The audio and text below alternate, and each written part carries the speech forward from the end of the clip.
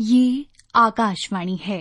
कार्यक्रम सुर्खियों में प्रस्तुत है भारत और ब्रुनेई के बीच साझेदारी के विस्तार पर चर्चा। इसमें भाग ले रहे हैं पूर्व राजदूत अशोक सज्जनहार। कार्यक्रम का संचालन कर रहे हैं विभूति मिश्रा। श्रोताओं नमस्कार, सुर्खियों में आपका स्वागत है। आज हम ब्रुनेई और भारत के द्विपक्षीय जो संबंध हैं उस पे हम बात कर रहे हैं और हमारे साथ विशेष मेहमान हैं अशोक सज्जनहार, जो कि पूर्व राजदूत हैं। अशोक जी, आपका बहुत स्वागत है। जी धन्यवाद। ब्रुनेई की आजादी की 40वीं वर्षगांठ है और भारतीय प्रधानमंत्री की ब्रुनेई की यह पहली द्विपक्षीय यात्रा है। इस यात्रा को आप किस रूप में देखते हैं, अगर हम समग्रता की बात करें तो? जी, बहुत महत्वपूर्ण यात्रा है मेरे विचार से। जैसे आपने कहा, जो 40 साल हो गए हैं ब्रुनेई को अपनी आजादी मिले हुए। पहले वो एक ब्रिटेन की कॉलोनी हुआ करता था। 1 जनवरी 1984 में उसने आजादी ग्रहण की और भारत के साथ भी उसी साल मई के महीने में भारत के साथ उसने अपने राजनीतिक संबंधों को स्थापित किया।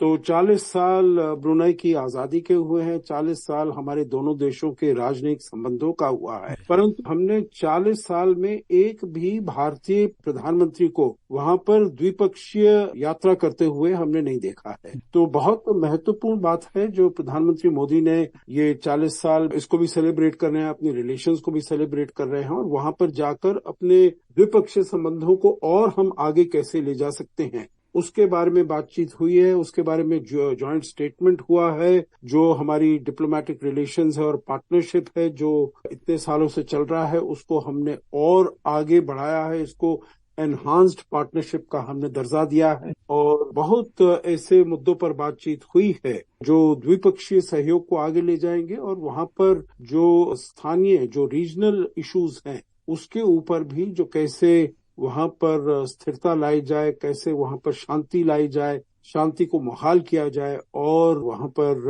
और समृद्धि लाई जाए, इन सब के बारे में बातचीत हुई और इसको आगे ले जाने के तरीके निकाले गए हैं।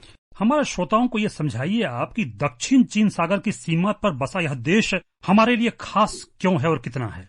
दक्षिण चीन महासागर जो है, साउथ चाइना सी जिसे बोला जाता है, वहां से अगर भारत का आयात निर्यात में बहुत ही महत्वपूर्ण योगदान है और न केवल भारत के आयात निर्यात में परंतु पूरी दुनिया का अगर हम देखें आयात निर्यात तो वहां पर बहुत ही महत्वपूर्ण उसका योगदान है। हमारे करीब 40-50% हमारा जो व्यापार है वो वहां से साउथ चाइना सी से होकर जाता है।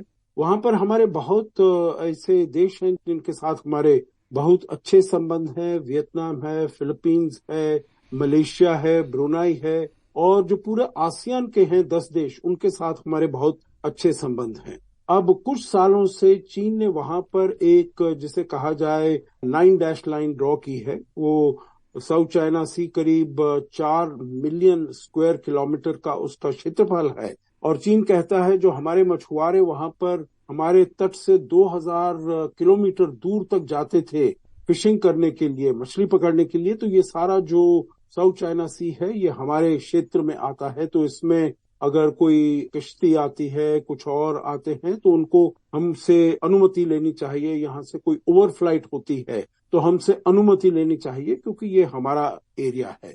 परंतु भारत और बहुत सारे और देश हैं जो ये मानते हैं जो वहां पर फ्री ओपन इंडो पैसिफिक होना चाहिए। ये जो क्षेत्र है ये ग्लोबल कॉमन्स में आता है और ये फ्री ओपन और इंक्लूसिव और प्रॉस्परस इंडो पैसिफिक के बारे में हम बात करते हैं और इसी में ब्रुनेई भी हमारे साथ मिला है क्योंकि ब्रुनेई भी एक छोटा देश है परंतु उसके पास बहुत मात्रा में फॉसिल फ्यूल्स हैं, ऑयल है, गैस है जो वो निर्यात करना चाहता है। तो उसके लिए भी फ्री और ओपन इंडो पैसिफिक का बहुत महत्व है। तो इसीलिए अगर हम क्षेत्रीय नजर से देखें तो वहां की शांति ब्रुनेई के लिए बहुत महत्वपूर्ण है, भारत के लिए भी बहुत महत्वपूर्ण है और ये जो हमने जॉइंट स्टेटमेंट जो जारी किया है उसमें इसके बारे में पूरी तरीके से खुलासा भी किया गया है। प्रधानमंत्री नरेंद्र मोदी ने अपने तीसरे कार्यकाल के शुरू में ही वो ब्रुनेई चले गए, लेकिन इससे पहले देखिए 40 साल हो गया और आप इसको क्या कारण समझते हैं कि आखिर इतना महत्वपूर्ण ये देश है हमारे लिए कई कारणों से,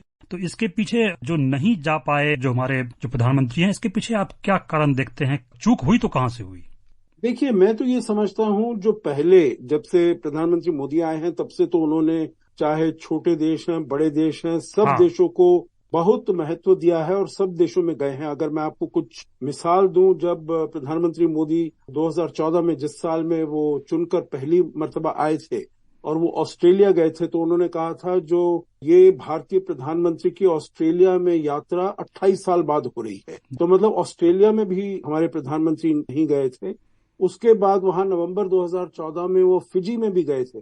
फिजी में भी 33 साल बाद कोई जी। भारत का प्रधानमंत्री वहां पर आया है। तो ये समझता हूं जो दुनिया के बहुत से ऐसे देश हैं, हमारे पड़ोस में भी देख लीजिएगा, अगर वो गए अगस्त 2014 में नेपाल में गए, तो ये किसी भारतीय प्रधानमंत्री की 17 साल बाद वहां पर यात्रा थी। और जब वो गए वहां पर श्रीलंका में मार्च 2015 में, तो तब भारतीय प्रधानमंत्री की 32 साल बाद वहां पर यात्रा थी। और आपको पता है जो हमारे पड़ोसी देश है उनका क्या महत्व होता है हमारी द्विपक्षीय सहयोग में, संबंधों में और अपने क्षेत्रीय शांति के लिए।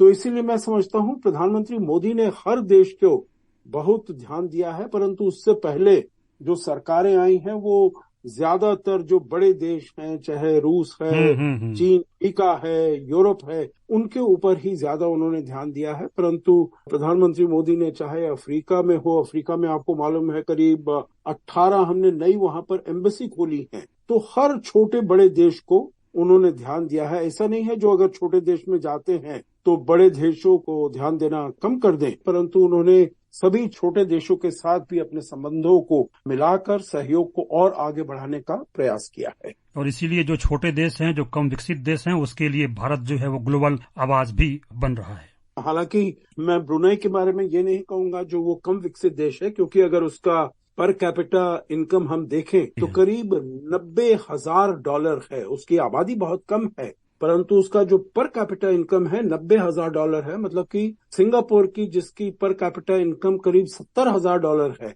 उससे भी ज्यादा ब्रुनेई के वहां पर कैपिटा इनकम है। तो वो बहुत ही एक प्रॉस्परस देश है, परंतु छोटा देश है। तो इसीलिए कभी लोग कहते हैं जो उनका महत्व नहीं है, परंतु वो आसियान का एक बहुत ही महत्वपूर्ण अंग है।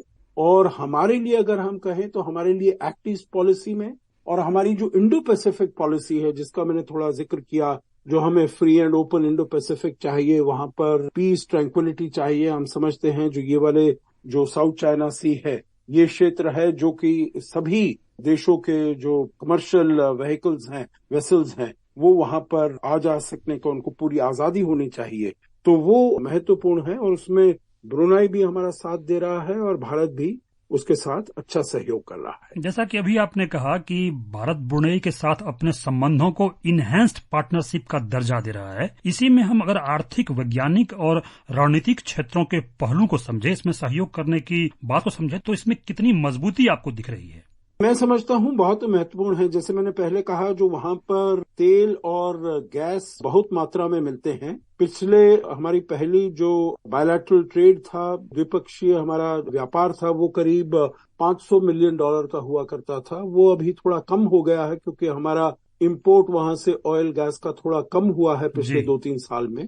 परंतु अभी जब प्रधानमंत्री मोदी गए हैं तो हमने एक लॉन्ग टर्म अग्रीमेंट वहां से एलएनजी, लिक्विफाइड नेचुरल गैस को वहां से इंपोर्ट करने के लिए वहां पर ये हमने एक अग्रीमेंट हुई है, जिससे कि मैं समझता हूं जो अपने व्यापार और निवेश को बहुत ही बड़ा एक पुश मिलेगा, एक इम्पेटस मिलेगा, एक आगे जाने पर में प्रगति होगी उसमें। दूसरा, हमने वहां पर स्पेस कोऑपरेशन हमारा पहले से चल रहा है। वहां पर हमारा इंडियन स्पेस रिसर्च ऑर्गेनाइजेशन का 2000 से हमारा वहां पर एक ऑफिस है जिसमें हम टेलीमेट्री रिकॉर्डिंग्स वगैरह करते हैं और उसको और आगे ले जाने के लिए इसमें भी सहमति हुई है दोनों देशों के बीच में। वहां पर रक्षा के क्षेत्र में, सुरक्षा के क्षेत्र में वो भी बातचीत हुई है, जो कैसे हम दोनों देश वहां पर इसके ऊपर अपना सहयोग स्थापित कर सकते हैं। अभी तक हमारी वहां के जो सैनिक हैं भारत में आते हैं, उनको ट्रेनिंग मिलती है। इकोनॉमिक एरियाज में भी, आर्थिक क्षेत्रों में भी, स्किल डेवलपमेंट में हम वहां पर ट्रेनिंग देते हैं। एक हमारा प्रोग्राम है जिसे कहा जाता है ITEC, India technical and economic cooperation programme. उसमें हर साल हम 2 ब्रुनेई से उनके जो पार्टिसिपेंट्स हैं उनको बुलाते हैं, उनको निमंत्रित करते हैं, न्योता देते हैं और यहाँ पर स्किल डेवलपमेंट के लिए हमारे सबसे बड़े ऊंचे और अच्छे संस्थानों में उनकी ट्रेनिंग दी जाती है। तो ऐसे इन सब क्षेत्रों में और पीपल टू पीपल कांटेक्ट में, क्योंकि हमारे वहां पर करीब 15,000 भारतीय नागरिक वहां पर हैं जो कि काम करते हैं, तो इन सब क्षेत्रों में भी बातचीत हुई और इस सहयोग को कैसे आगे ले जाया जाए ये भी किया गया। और आपने कहा रणनीतिक क्षेत्र में, तो वो तो बहुत महत्वपूर्ण है। प्रधानमंत्री मोदी ने आज जब उनके लिए भोज का प्रबंध किया गया, वहां पर उन्होंने अपने भाषण में इसके बारे में कहा, जो भारत ब्रुनाई के साथ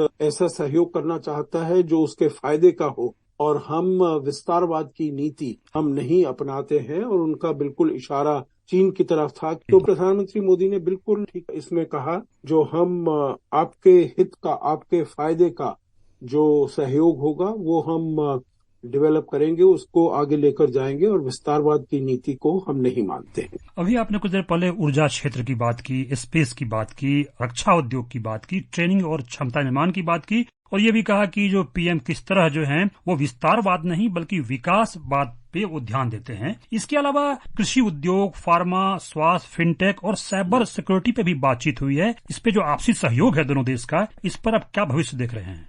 मैं बहुत अच्छा भविष्य देखता हूं, क्योंकि भारत एक बहुत बड़ी अर्थव्यवस्था बनकर उभरा है। अब देखिए, 10 साल पहले हमारी स्थिति थी जो हम पूरे विश्व में करीब 10वें या 11वें नंबर पर थे, जो हमारी आर्थिक व्यवस्था की स्थिति थी, दशा थी।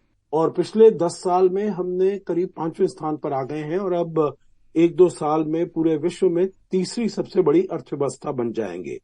अब पूरी दुनिया देख रही है भारत की इस प्रगति को। उसने ये देखा है जो पूरी दुनिया में जो आपदाएं आई हैं, जो मुश्किलें आई हैं, जो मुसीबतें आई हैं, जैसे कोविड-19 पेंडेमिक जो 2020 के शुरुआत में उसका प्रारंभ हुआ, उसने पूरी दुनिया के सभी देशों की अर्थव्यवस्था को बिगाड़ कर रख दिया। वहां पर उनकी जो हेल्थ इश्यूज हैं इतने ज्यादा वो लेकर प्रॉब्लम्स आए, जो सोशल इश्यूज हैं इतने बढ़ चढ़कर सब देशों के सामने आए।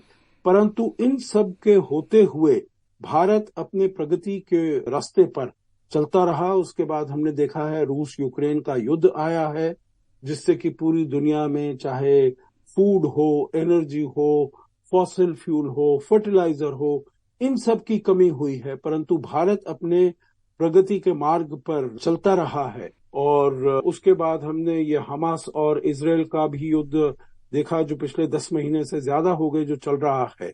परंतु भारत अपने प्रगति पर चल रहा है, तो इसीलिए पूरी दुनिया ये देखती है जो भारत क्या अचीव कर पाया है। जैसे हमारा डिजिटल पेमेंट इंफ्रास्ट्रक्चर है, ये पूरी दुनिया में बहुत महत्वपूर्ण बनकर उभरा है, क्योंकि इससे एक तो स्पीड ऑफ डूइंग बिजनेस, जो भी आपका व्यापार है उसको करने में बहुत तेजी आती है। दूसरा, करप्शन एकदम खत्म होता है। तो जो सभी देश हैं दुनिया के, वो चाहते हैं जो भारत ने जो तरक्की की है उसके साथ हम मिलें, और भारत जिसे कहा जाए पार्टनर ऑफ चॉइस बनकर उभरा है। आपको मालूम है, जब भारत पिछले साल G20 के शिखर सम्मेलन का हम आधिपत्य कर रहे थे, तो तब हमने 2 जो कहा जाता है voice of the global south summit वो किए थे। जो मतलब ग्लोबल साउथ है उसकी कैसे भारत आवाज बनकर उभरा, जो उनके मुद्दे हैं, जो उनके मसले हैं, जो उनकी कंसर्न्स हैं,